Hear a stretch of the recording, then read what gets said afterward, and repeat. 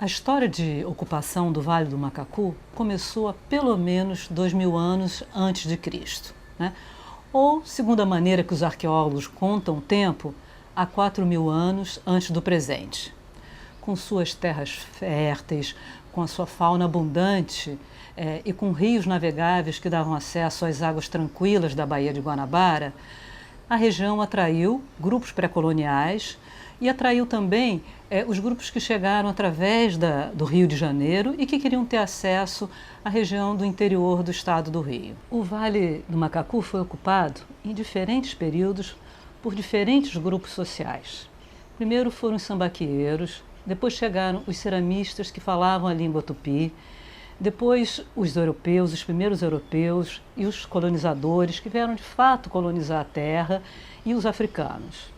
A pesquisa arqueológica, realizada pelo Museu Nacional e apoiada pela Associação de Amigos do Museu Nacional e Petrobras, possibilitou a caracterização desse complexo e diversificado processo de colonização do Vale do Macacu.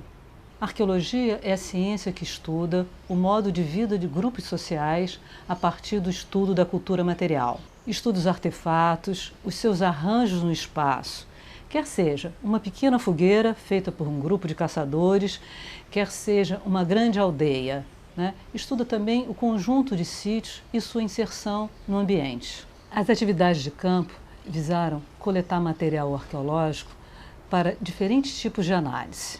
O estudo dos artefatos e dos seus arranjos espaciais teve como objetivo identificar o grupo social que formou aquele sítio arqueológico, né? Ou seja, o grupo social que viveu ali ou que usou aquele espaço para um determinado fim. Mas nós realizamos também análise do material faunístico com vistas a estabelecer a relação dos grupos humanos com a fauna, né? Era uma fauna selvagem, né? Eles caçavam, coletavam, ou já havia uma domesticação dos animais, né? Eles usavam esses materiais para fazer artefatos ou apenas para consumo, usavam para troca, né? Entender toda a relação dos diferentes grupos com a fauna. Realizamos também a análise dos vegetais ou dos seus restos, os carvões, né? Realizamos essas análises com vista para estabelecer que tipo de vegetais eram usados como alimento, né? E também como esses vegetais, ou seja, por exemplo, as madeiras, eram apropriadas para fazer artefatos, como casas, cercas, celas, arcos, flechas, né? Os vegetais também são extremamente importantes para a arqueologia, pois é possível obter parâmetros cronológicos a partir da análise de carbono 14. Né? A arqueologia trabalha com dois tipos de análise temporais. Uma que nós denominamos de datações relativas, ou seja, analisando a forma, a consistência, as cores usadas, muitas vezes é possível estabelecer uma sequência temporal, arranjar esses diferentes objetos numa linha de tempo. Ou seja, por exemplo, dizer que um arco e flecha é mais antigo do que uma arma feita em metal, né? Porque o metal é um material que aparece muito depois do uso da madeira. Mas é difícil, através de uma datação relativa, estabelecer uma data com uma certa precisão, né? Agora, já a datação absoluta, que se apoia nos ensinamentos da física, né, oferece à arqueologia a possibilidade de estabelecer um determinado período que ocorreu um evento ou que aquele material foi utilizado. Ela se apoia num princípio que todo o material orgânico tem carbono 14 e no momento que cessa a vida, ele começa a perder carbono 14. Então é possível medir essa perda, né? Não é uma datação igual a que se consegue com os documentos históricos, né? Que você sabe, por exemplo, que tem um evento que aconteceu em 7 de setembro. Não é assim. Na realidade, ela estabelece um período onde há alta probabilidade que aquele evento tenha ocorrido, né? É extremamente importante para a arqueologia ter esse parâmetro temporal para que ela possa recontar, reconstruir a história de ocupação de uma determinada região. Na pesquisa arqueológica do Vale do Macacu, nós optamos por uma abordagem cronocultural.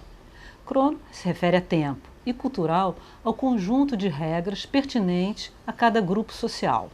Então, nós tínhamos a preocupação de estabelecer o processo de colonização da região do Macacu e identificar os diferentes grupos culturais e seus hábitos, seus costumes ao longo do tempo.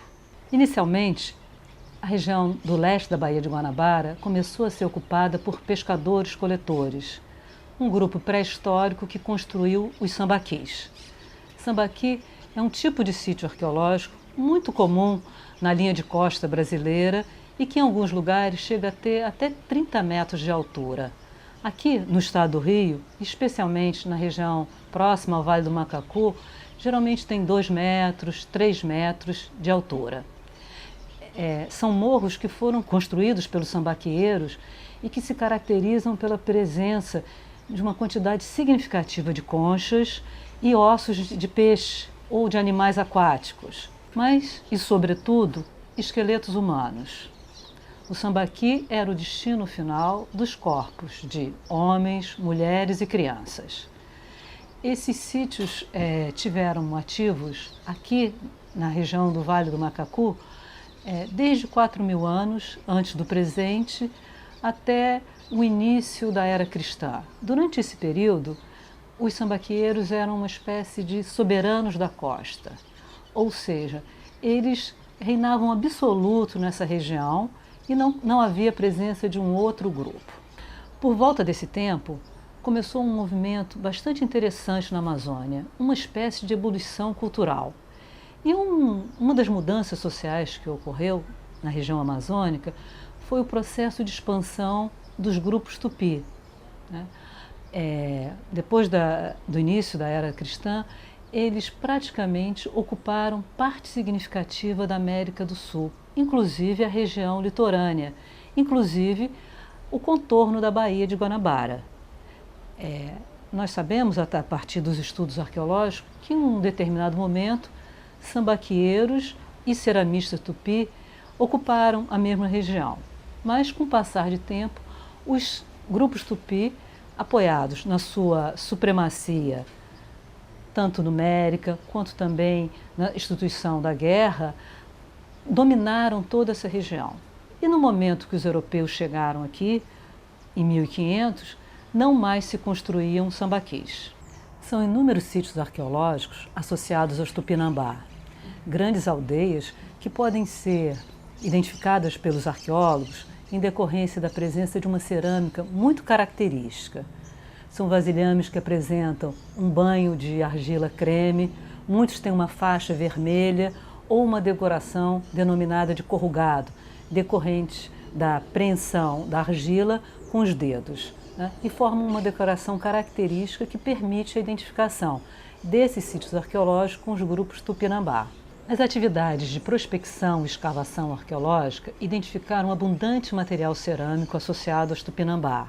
São os sítios Santo Antônio 10 e Morro do Sol, que comprovam a presença desse grupo na região do Vale do Macacu. Com o desembarque dos europeus, inicia-se um novo período marcado por intensos contatos intergrupais. Esses contatos acabaram por desestruturar o modo de vida dos nativos, em decorrência das doenças trazidas pelos europeus e em decorrência da nova ordem social. No primeiro momento, esse contato foi marcado pelas relações de aliança, mostrando a interdependência entre esses dois grupos. De um lado, os europeus, do outro lado, os Tupinambá. Em um segundo momento, e da perspectiva dos portugueses, a presença dos nativos passou a ser uma espécie de empecilho para a exploração econômica da terra. A chegada dos franciscanos em 1649 e a construção do convento São Boaventura possibilitaram maior controle das populações nativas que sobreviveram às doenças e ao conflito armado. Nativos foram aldeados e catequizados. Nesse contexto, a proximidade dos sítios arqueológicos com o núcleo religioso administrativo da vila de Santo Antônio do Sá permite identificar os sítios arqueológicos Santo Antônio IV e Santo Antônio X como uma estrutura de aldeamento.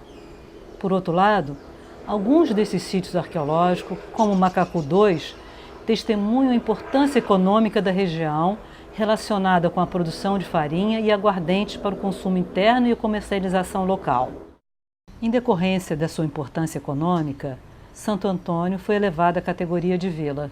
O período imperial é caracterizado por mudanças estruturais em decorrência da vinda da família imperial para o Brasil. No século XIX, o município de Santo Antônio de Sá contava com mais de 1.500 km² de superfície. Produzia açúcar, aguardente, farinha, feijão, milho, arroz, comerciava madeira, lenha e carvão. Os rios Macacu, Caceribu, os dois Guapis e o da Aldeia serviam à navegação, que transportava as mercadorias até a Bahia e através dela chegava-se à cidade do Rio de Janeiro.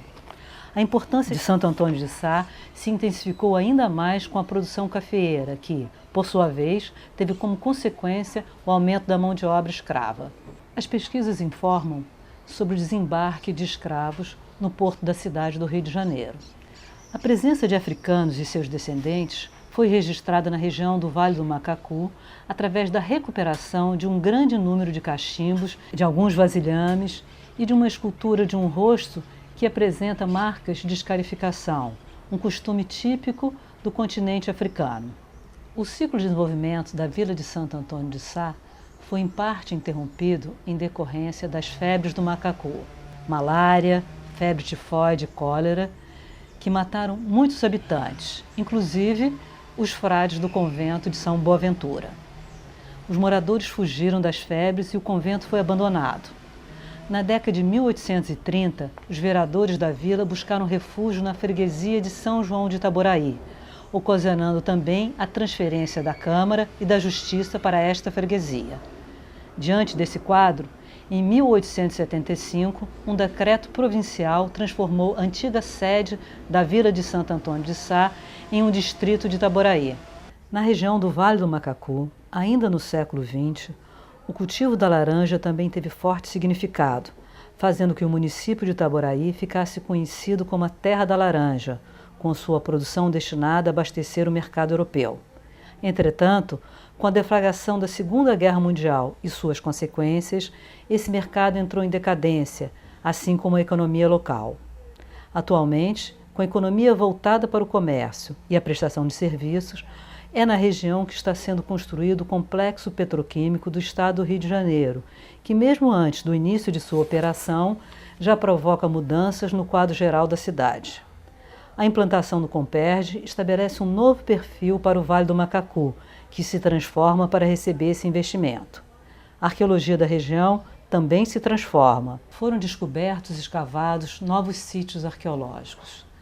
Desenha-se um longo e complexo processo de ocupação que envolveu sambaqueiros, tupi, portugueses, franceses e africanos em uma trama social marcada por alianças e conflitos. É a arqueologia da região que também se transforma.